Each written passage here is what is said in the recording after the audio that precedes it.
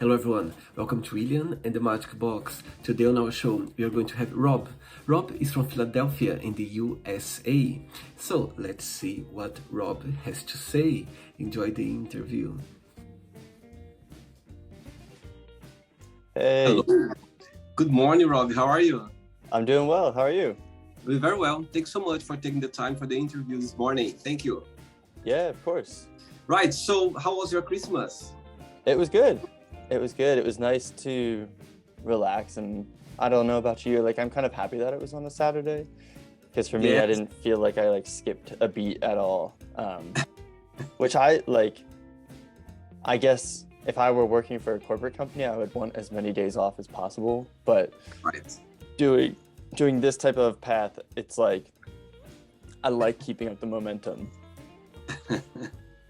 Right, it's interesting because I'm in Canada right now. I live in London, but I'm in Canada, and it's I'm kind of still jet lag. I'm kind of still adjust myself to the to the time now. But yes, it was a great time as well. It was snowing, which is good. It was like a plus for me being spending Christmas snowing. So it's been cool. Yeah, it's supposed to. We're getting, I think, like a little wintry mix here today. I'm in the suburbs of Philadelphia, so that'll be nice. Okay. But then it's gonna. Very good. Okay, Rob. So as you mentioned, also you're from Philadelphia. You live in Philadelphia. Mhm. And what's the best part of living there? The best part of living in Philadelphia, well, I think from a very logical standpoint, like Pennsylvania is a good state to live in. You know, we don't have a lot of natural disasters or anything like that. We don't have to worry about like earthquakes or hurricanes or tornadoes for the most part. So it's just a cool place, and I'm 2 hours south of New York City.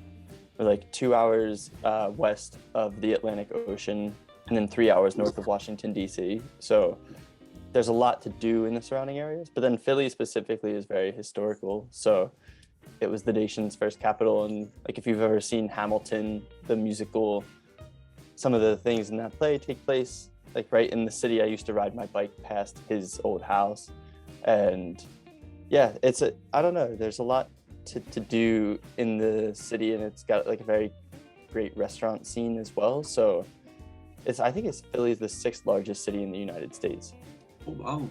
Actually, last night, the guest on my show last night was from Philadelphia as well, from Philly, as you guys say, it's from Philly.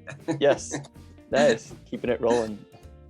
Okay, Rob, so just before we start our journey within the Magic Box, as I know that you're working a very beautiful project called 10K Friends around the world. So tell me a little bit about it before we start our game. The project, it's my mission to spend 1 hour one-on-one with 10,000 different people. Mm-hmm. So I started it in November of 2015, and it was kind of driven out of me graduating from Penn State University, which it's got like 40,000 students, so it's a pretty large university. And I was really involved when I was there, so I built up a very organic network.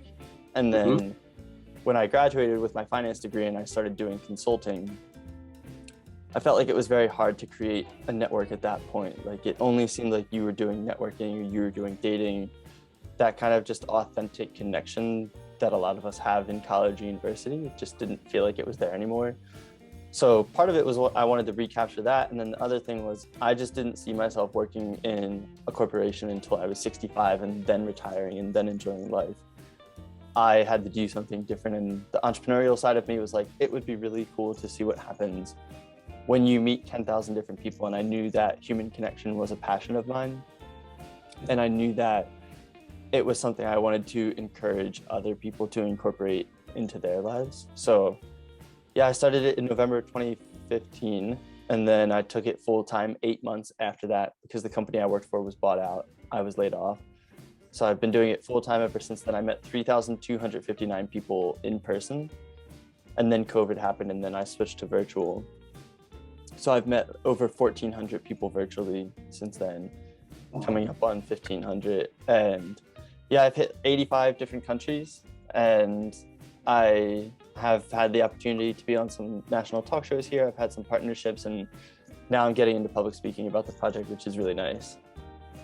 Very nice. Oh, wow. When I saw your profile, I was like, oh my God, that's something very big and very interesting. So yes, amazing.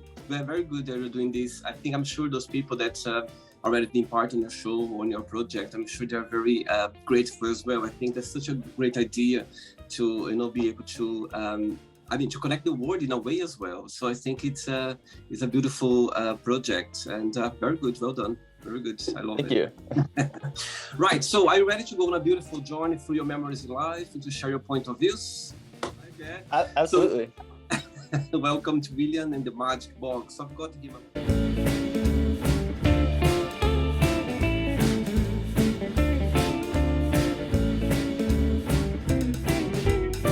lovely box full of random fun questions. Okay. So I'm just going to play a song now just for us to move a little bit before the first question. Okay. Yeah. Let's do it.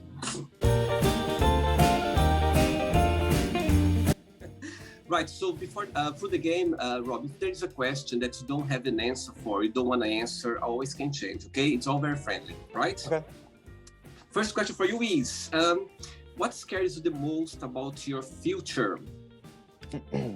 What scares me the most about my future, I think, is the uncertainty of it, which is also what excites me about it, but it's what scares me. So doing my project, for example, right now, like I went to see an apartment in Philadelphia yesterday, and I'm looking to move out. I'm currently with my parents, but going into an apartment situation where you're locked into a lease then requires having stable income, obviously, and that's something that I've been working towards with my project, and I have been able to get there to the point where I can afford it through speaking. But looking out into the future is like, okay, I need to grow this speaking business to continue being able to do what I love full time and to be able to support myself as an actual human being. So in that world, it requires a lot of work, and it's like, you have to have the gigs to hold. You have to do well at the gigs to continue to do more. So those are all things that I plan to do, but it's the uncertainty of when that will happen that scares me a little bit, because if that's not predictable, then other parts of life become less predictable as well.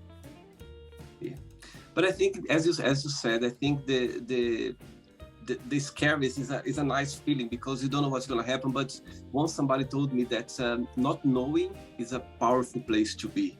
It's a bit scary to know that, but it's exciting at the same time as well, and it's good to take the chance. Yeah, I was reading a book last night called Atomic Habits, and they talk about like the Goldilocks zone or something, where it's like, where you're good enough at it, but it also is challenging enough to you. Like, you're not so good at it that it's boring to you, and it's not so challenging that you can't achieve it. So like, that is where most of us, our motivation lies, is in that zone where we can achieve it, but it's also challenging. And that's kind of what this space is for me. Very good. Good one. Next question. Let's do it, Rob.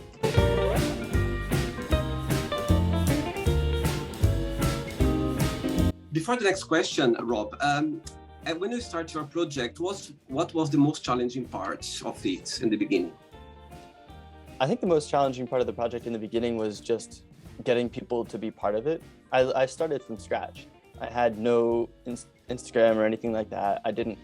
People often ask, did you reach out to like friends and family first? Which the answer is no, because everyone I've met is someone I didn't already know. So in the beginning, it was just me emailing random people saying, hey, I have this idea to meet 10,000 different people. Do you want to be one of the first 10? I didn't have anything to show them. I couldn't point towards an Instagram account. Now, when you found me, you can say, oh, look, he's got thousands of people that he's met with. So it's a bit more established now, but back then I had nothing. And it would ebb and flow too. There would be people that would be interested in it because a press article would come out, and then the interest would die down and I'd have to start reaching out to people again. So finding stability in terms of people wanting to be part of the project was probably the biggest challenge early on. And now I'm fortunate that I'm at that point. I've gotten to the point where through social media and press and whatnot, I have like 1,000 messages that I still have to get back to. So I have a lot of people who want to meet now, which is great. Very good. Next question for you is, what made you laugh this week or this month genuinely? I think one of my character flaws is that I don't laugh enough. I don't know.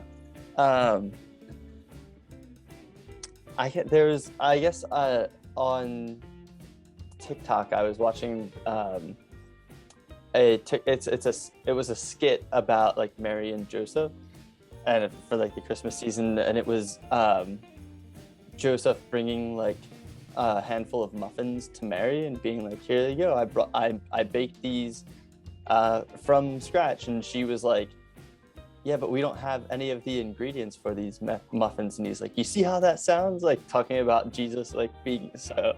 I thought that was funny. I showed that to my mom because I grew up in a Catholic family. So, Christmas with Jesus is an important thing in the household. So, I like that. Very good, very good. Next question.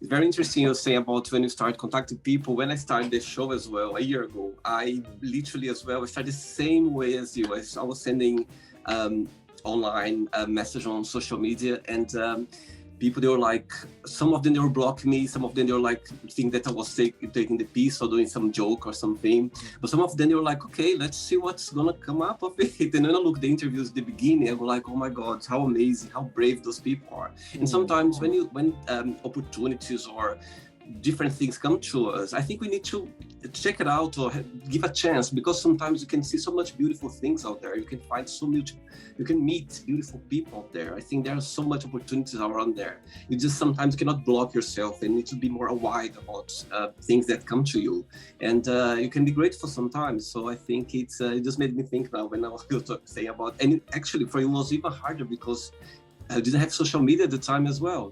I didn't have a website, didn't have my channel, so people, they were just like, okay, it's something there. And I totally understand how difficult it can be the beginning of this project, because people sometimes, when I contact people, sometimes they go like, really, and sometimes it's like they feel like it could be a scam. There's so many people out there like doing, you know what I mean, just making jokes or just taking people's time. So yeah, I understand your point for sure. Yeah. Next question for you is, what makes you feel discouraged? What makes me feel discouraged? I think so I really like the quote, happiness is the difference between expectation and reality. So I largely try to live my life without expectations, because then everything becomes a pleasant surprise. But I think I get discouraged when I do expect things and then they don't turn out to be that way. And I think with my project, on a daily basis, it can be, and I'm sure you've had to deal with this as well, scheduling with someone and then an hour before they say, hey, sorry, I can't make it anymore. Something came up, blah, blah, blah. Or they just don't tell you anything and they just don't show up, and you're there on the line for 15 minutes and you message them and you say, hey, I'm on the line. Let me know if you have any issues joining in. So that can be discouraging, but I have learned to acknowledge that is not on me. Like, I am not a lazy person if I don't do that, because if I don't fill that time, because it was out of my control, you know? So, and I think the same thing goes for, like, I've had speaking engagements that were lined up for the end of last year, and the people just stopped contacting me after we were like talking about dates and stuff. So in my mind, it's like, oh, okay, here's an opportunity to further achieve stability. And then you get to that point and you're like, oh, it feels like sand slipping through your fingers. And I've had the same thing with media opportunities as well, where I had 2 companies reach out on one day back in October of 2018. And they both were going to be great opportunities, and they both never panned out. So that discourages me, is when you think you have something that's going to help further you in life, and then it's just slips through your hands. But yeah, I at this point think it's all part of the journey too. It's like I've built that into my expectations. So now when it does happen, I'm like, okay, I'm hitting my quota for things to fall through this year. I totally understand what you mean as well, because for me, exactly the same. I had situations exactly like last minute, people just cancel for some reason until the moment. And I was feeling discouraged as well at the time, but until the moment when I need to cancel for personal reasons as well. So when that happened to me, I was like, oh my God, now I understand how does it feel. And nowadays, when this situation happened to me, I kind of I'm more relaxed about it, because people, they have their own lives as well, and I'm so grateful to them to take their time as well to spend with me.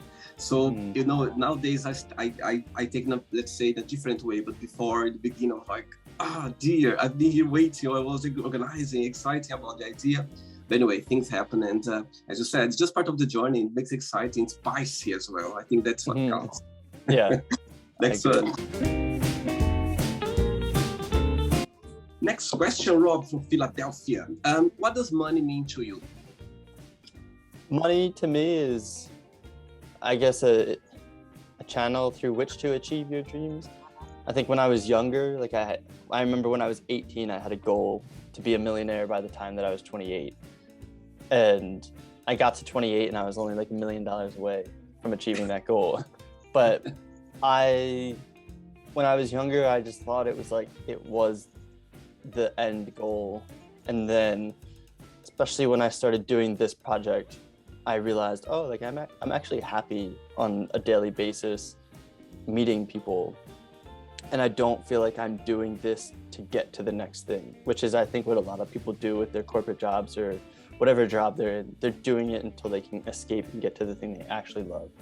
But for me, I found the thing that I loved, and then money became like, how can I piece money into this lifestyle to afford this? Because I really like this. And I went from thinking, okay, I need to make multiple six figures, be a millionaire, to how do I make enough to cover rent and healthcare and groceries, at least in this stage of my life? And that was a big shift for me, because what I needed was much less than what I thought I needed. And I think that was an important lesson for me to learn. And then going through the last 6 years largely without having income, it's like I crashed with friends, I crashed with family. The money that I did have, I was very careful about where I put it. So it made me think about where I place value too. And mentally, where I place value is on my relationships with my friends and family and having new experiences. And that doesn't have to be something that requires money. That could be going to the park and having a free conversation with a new person. So yeah, I think money to me is just like a conduit, I guess. And I definitely think it matters to an extent. Like, I'm a realist in the sense that we live in a world where you need money to survive. So to me, it's like, I think they say here in the States, it's like $70,000. Once you go up past $70,000 per year in salary, like, your happiness starts to increase less and less with the bigger gains. So not that you get sad, but like you get, the more happy you get, it starts to shrink each time. So yeah, that's what money is to me. It's just like a conduit to achieve what you actually want to do in life. Very good, very good. Necessary, but not everything. Yes, agreed. Next one. Before the next one, so you're saying the beginning of your project, before the COVID crisis hit, so you're traveling as well around the world. You managed to travel around some countries in the world. I was able to travel within the US, and then I did have one time where a company flew me up to Canada. So international in the sense that I was up in Canada, but I have been in the US between Philadelphia, Los Angeles, and New York City. And in Philly, like, I started there, I was living in my own place, and then I would come back and crash with my parents. In Los Angeles, I stayed with my roommate from Penn State, and I was there over 3 separate periods of time. I lived there for 1.5 years. And then in the New York City area, I was actually in Hoboken, which is right across the river, in New Jersey. And I was there for 9 months. But I drove across the country 6 different times to get to LA and back. So I've hit like 20 different cities within the US. And then I also had someone fly me to Seattle once. Someone flew me to Orlando once. Someone gave me their buddy pass, so I was able to fly to Hawaii for free once. So yeah, a lot of like seeing the United States, which was cool, because I feel like I got the lay of the land here, and I would love to build on that someday. So yeah, those 85 countries that I've hit virtually, I intend to see in person someday. Oh, very good. I'm looking forward to meet you in the future. Yeah, that'd be great. Next question for you is, if you could do something illegal without getting caught, what would you do? If I could do something illegal without getting caught, what would I do? That's a good question. I probably like some type of like urban exploration, which I feel like, but like urban exploration of places that are a bit harder to get into. Like there's I think do you know what tasty cakes are? Taste cakes. Not sure actually. It, Um, it's like a snack, I guess, like a dessert kind of snack.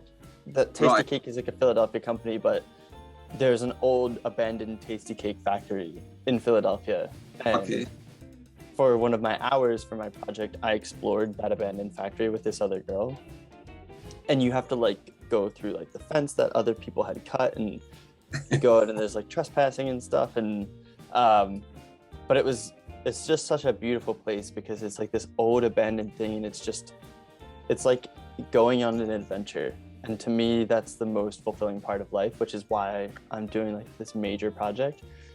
But yeah, I would be like, I don't know, I'd be like exploring the White House and like the Freedom Tower in New York City, and all these different places that I don't have access to.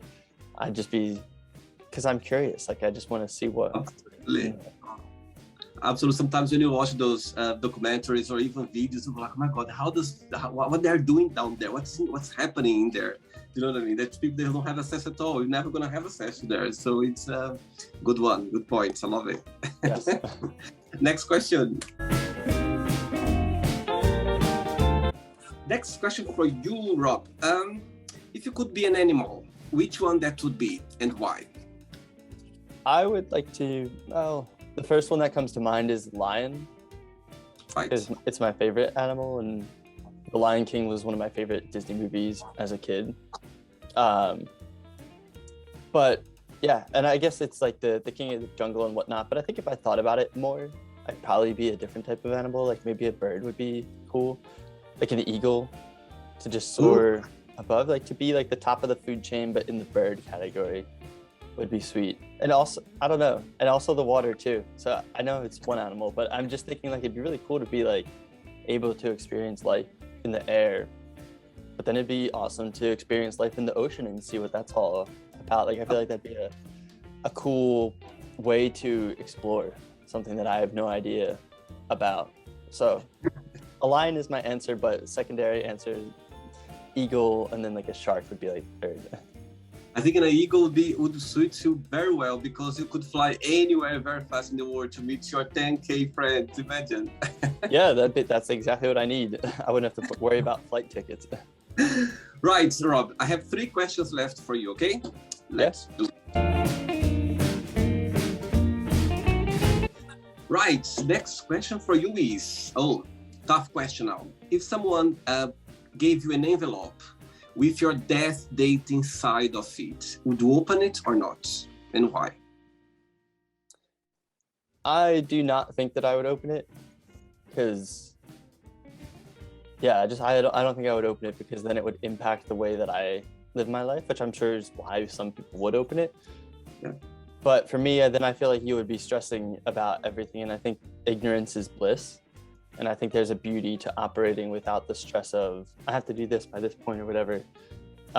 So I feel like it would ruin the authenticity of how I live my life if I knew when I was going to die. And I already feel like I live my life in such a way that I try to take advantage of every day, knowing that death is eventually coming. So yeah, I would just leave it there, and I'll let that be a surprise. Very good, very good. 2 questions left. Let's do it.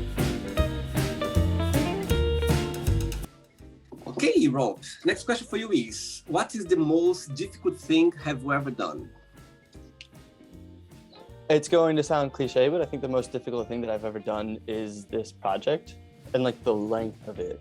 Like not like meeting 4,700 people has been a piece of the project, but I think the difficult part of it is sacrificing the other parts of life, like always crashing with a friend or with my parents and not really having my own space with my own energy, and putting off dating, like not having a wife and kids or like a house and a car like all of my friends have. Those things have just had to go on the back burner. And I think at 24 years old, when I started the project, you don't feel those things as much as you do at 30 years old. And you start to see like the other ways that people's lives take shape, where yours is still kind of floating in the air a little bit. And my friends are awesome. Like, they have never made me feel like I was on a less than path because of where I am. But I would never be happy in a 9-to-5 corporate job right now, which they are, because it allows them to have like the wife and the kids, and that was their biggest priority. And for me, my biggest priority is like having a creative project that provides the freedom for me to choose where I want to put my life. So yeah, I'm in that space now, but I think making those sacrifices, and like at times during the pandemic, being at home thinking like, I literally can't see the day where I am moved out of here, or when I have stable income, and then things shift, and then you land a speaking gig and you're like, oh, I can share my knowledge and I can repeat this to multiple companies, to multiple universities. But still, it's a grind to get there, and it's not like it happens overnight. And I have met 4,700 people, but I still feel like I'm in step 1 or 2 of becoming a public speaker. And I need to be at like step 15 to be stable in that path. So yeah, I think doing the project has been the hardest thing I've ever done, from the sense of taking something that you love and doing it in such a way that it can actually support you as a person through your lifetime. Very good. Right. Last question. Ready? Yeah. Let's do it, Rob. Before the last question, I'd like to ask you, tell me a funny story or an interesting story or something unexpected that's happened to you through your journey so far, meeting those lovely people around the world. There is something that you can share?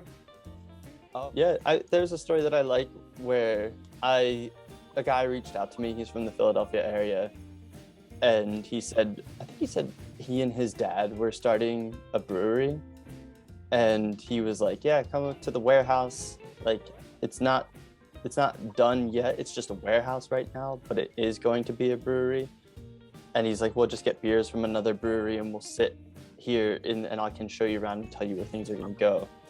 And I arrived, and it was just that, like, it was an empty warehouse, and it had one fold-out table, like not a nice table, just like a fold-out table that you would have at like a local charity event or something like that. And he had the beers, so we had the beers from the other company, and we were walking around, and yeah, it was just a wide open empty warehouse, and there were like big trenches in the ground.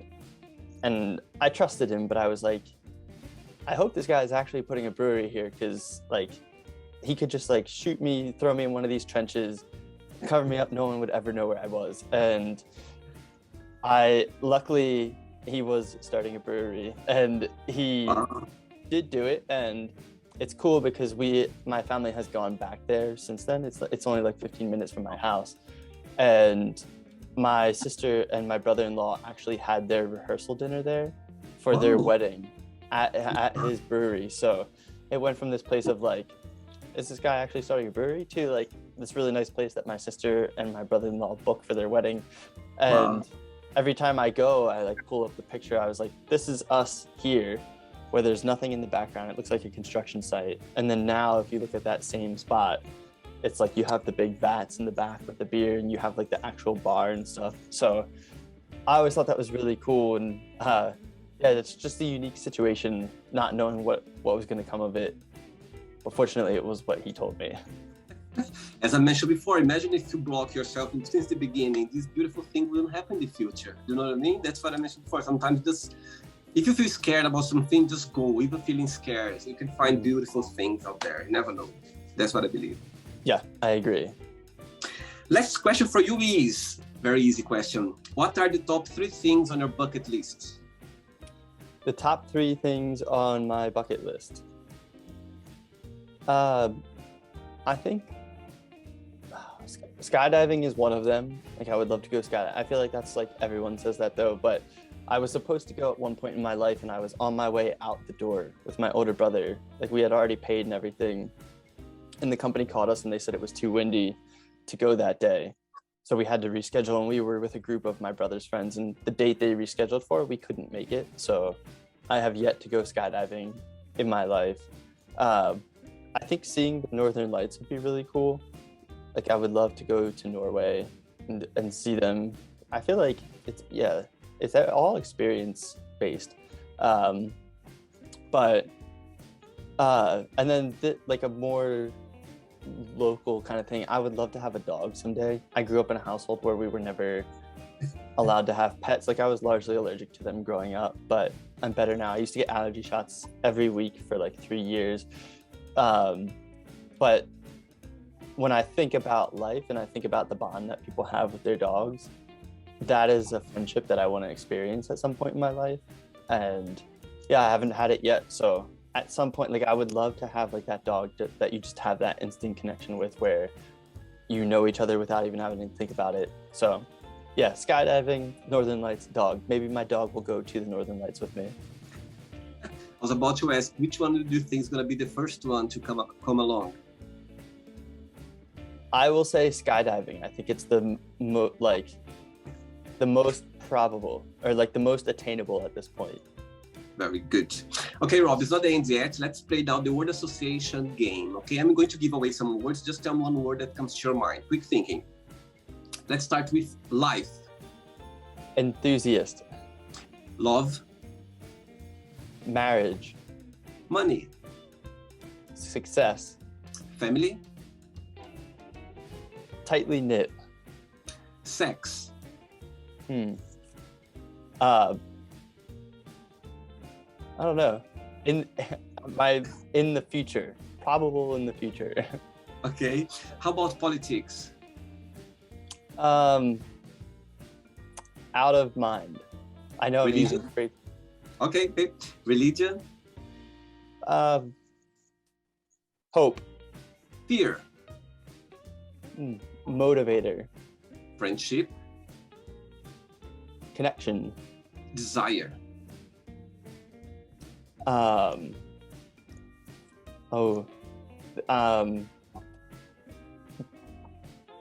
Unhappiness. Not happy. Whatever. Regrets. None. Success. Inevitable. One word for wish. Stability. One word for happiness. Contentment. One word for Philadelphia. Historical. One word for USA.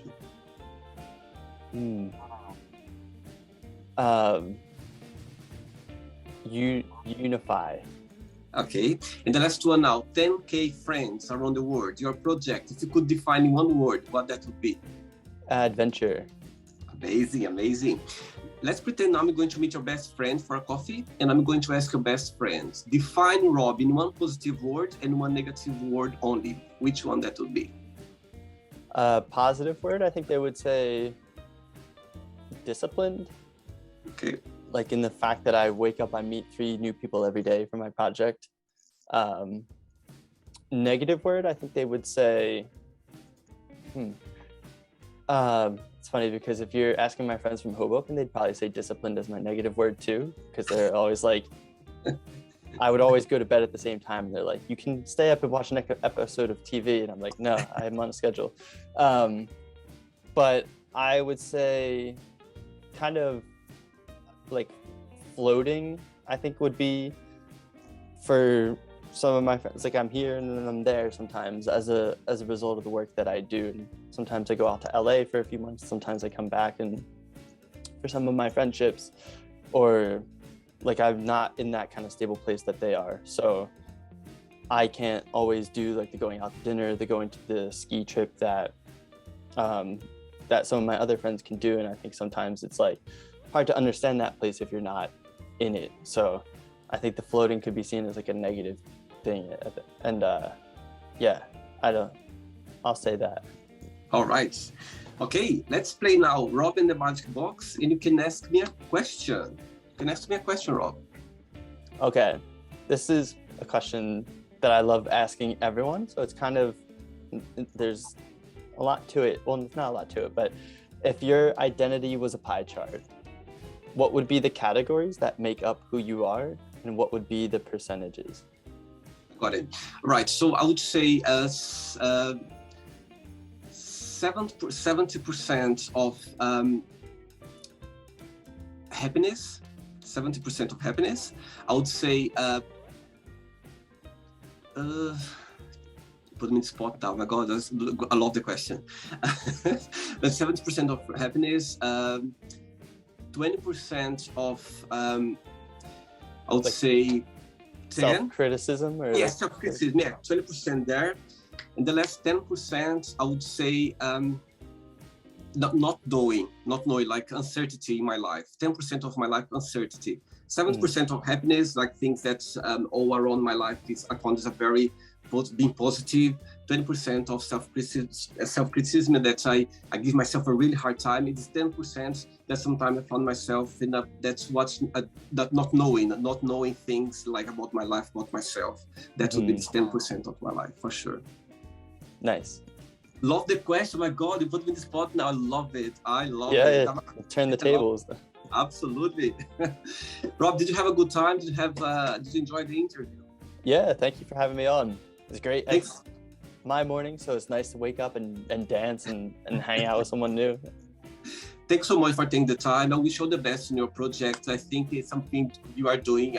It's just something beautiful. I think it's, as you said, you are so brave to leave your comfort zone, your life in a way that was going a different direction, to take a step, to change completely, and now you are enjoying, you're living a dream. And I think that's what life is about, for you to live your dream and be happy, and you just make sure that whatever you are doing, you're following your intuition, and that's what life is about. I think it's very good. Thank you very much for the interview. It was a pleasure to connect with you. Thanks so much.